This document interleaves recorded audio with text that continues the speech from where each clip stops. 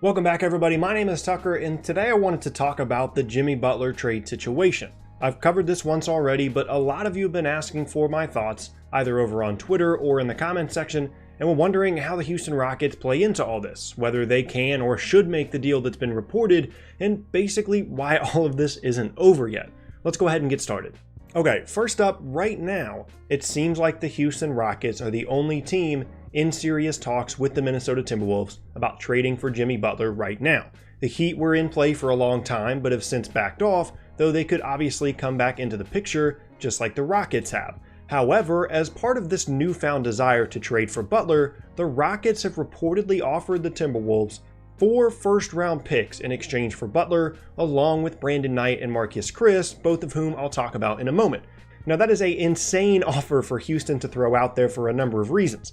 First, that's the maximum amount of first-round picks that they're allowed to trade by rule. The NBA only allows teams to trade first-round picks 7 years into the future, and as a result of the Stepien rule, you can't trade away your own first-round pick in back-to-back years. And since the Rockets don't have any other team's first-round picks to throw into the deal, 4 is the most that they can offer. As for the picks themselves, they might not seem that valuable to the Wolves at first, but keep in mind that once again, they would have to alternate years according to the Stepien rule, which would mean Minnesota would own Houston's first-round pick in 2019, 2021, 2023, and 2025. Also, because of the way the Stepien rule is worded, these picks would likely be lightly protected or completely unprotected. Normally, if you place a protection on a pick, let's say a top 10 protected 2019 first-round pick, for example, if that pick falls in the top 10 and the original team gets to keep it, that would mean it would be conveyed into either 2 second-round picks or an unprotected first-rounder the following year.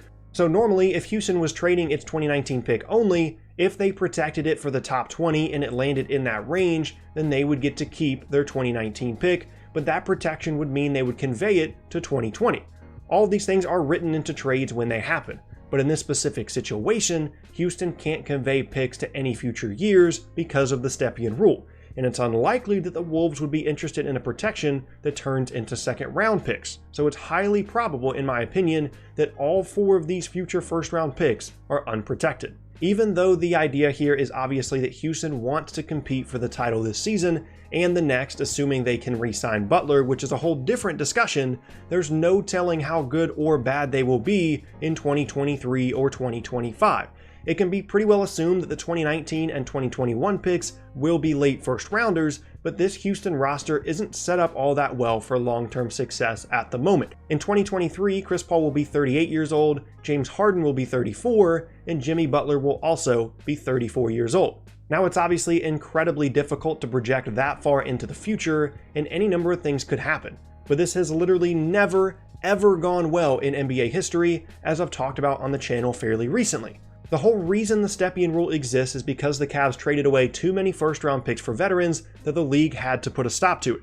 And the Nets trade with Boston, in which they sent 3 first-round picks and a pick swap, is widely regarded as the worst trade of all time. So trading picks 5 and 7 years into the future with what could be described as an aging core is absolutely insane to me. Because let's just be honest with ourselves for a moment, as sad as it is to say, the 2019 NBA title isn't really up for grabs at the moment.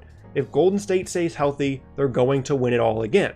And I know that the Rockets likely would have made the finals last year if Chris Paul didn't get hurt, but they've lost some key wings and the Warriors added a top 5 center, the position at which they're the weakest. So it doesn't make much sense to me to go all in for this year if you're the Rockets. Now, to that, you could obviously say that they have their eyes on the 2020 title as well, which is when Cousins and Durant could be playing elsewhere and the whole league could be wide open as a result. But there's no guarantee that Jimmy Butler would re-sign in Houston this summer anyway. Now, obviously, the Rockets aren't so dumb as to trade for him without having some idea of whether or not he would stay. But still, it isn't a guarantee. He already expressed an interest in playing in a number of different teams without established stars, those being the Clippers, Nets, and Knicks. So is going to Houston, with Harden clearly being the main guy, followed by notorious alpha dog Chris Paul, really going to be an ideal situation for Butler? Regardless of how you rank all 3 of those guys in the league hierarchy, just by the way that team is set up, Butler is going to be the third option without question, if only because that is the mindset Chris Paul is going to have. So in my opinion, trading 4 first-round picks for an upcoming free agent would be the riskiest NBA trade of all time, which is why, as I move on to my next point, I'm shocked that the Timberwolves reportedly aren't eager to take the deal yet. Now, even as I say that, I'm not surprised that the trade hasn't officially gone through yet, but I'm very surprised that the Wolves haven't agreed to it in principle to this point. Think about it, this is a team that knows they aren't getting any value out of Jimmy Butler beyond this season. He's already told them he's leaving, he's an unrestricted free agent, they can't do anything about it. And after a drawn-out process of trying to find a good trade, the best of which was reportedly Josh Richardson and a protected first from the Heat, they get a ridiculous offer that includes 4 first-round picks, and they don't immediately turn it into the league and say, yes, please? Like, someone please explain to me what the Timberwolves are waiting on here. There isn't another deal on the table, they have no leverage to ask for anything remotely close to what they're getting when Butler is going to leave this summer anyway, so what are they waiting for? I know that originally they wanted to try and dump Gorgui Dieng's contract in any Butler deal, but come on now. You're getting 4 first-round picks. I think you can survive with Dieng's contract on the books. I'm begging you, Minnesota, take the deal. This is unprecedented compensation for any team, much less one in your position. Just do it, please. Which means that even though I do expect him to be moved, I don't think there's a deal out there that will work out very well for Minnesota at all, due to some issues that they've created, as well as some out of their own control. With all that said, I can see a reason why the trade hasn't officially gone through yet. The other pieces are reportedly Brandon Knight and Marcus Chris in order to match Butler's salary, but they can't be traded again until October 31st, 2 months after they were originally moved from Phoenix to Houston. So what that means is by this coming Wednesday on Halloween, this is a trade that could actually happen. But again, the Timberwolves haven't shown an eagerness to accept the deal. The only things I could see happening here is Houston trying to trade a different piece, maybe Eric Gordon, and also maybe trying to find a way to take on Dieng's contract, but the offer on the table is already ridiculous, so I doubt the Rockets would be all that willing to adjust more than they already have. In the end, I would expect that this is a trade that will happen sometime in early November as it is currently proposed. Brandon Knight, Marcus Chris, and 4 first-round picks to the Timberwolves for Jimmy Butler to the Rockets. I just can't see a way that Minnesota doesn't realize how good of a deal they're getting. If it does happen, this Houston Rockets roster certainly becomes much more interesting. Through this whole Butler trade saga, I had just assumed that, by all reports, Eric Gordon would be involved in any trade, because the Wolves wanted an actual good wing player in addition to picks in return. However, with this new version of the trade, Gordon stays in Houston, which is a huge boost to them and their very slight chances of actually defeating the Warriors in the playoffs. A 5-man group of Paul, Harden, Butler, PJ Tucker, and Clint Capella would be among the best in the league, assuming Harden comes back from his hamstring injury in MVP form and they get their defensive issues sorted out.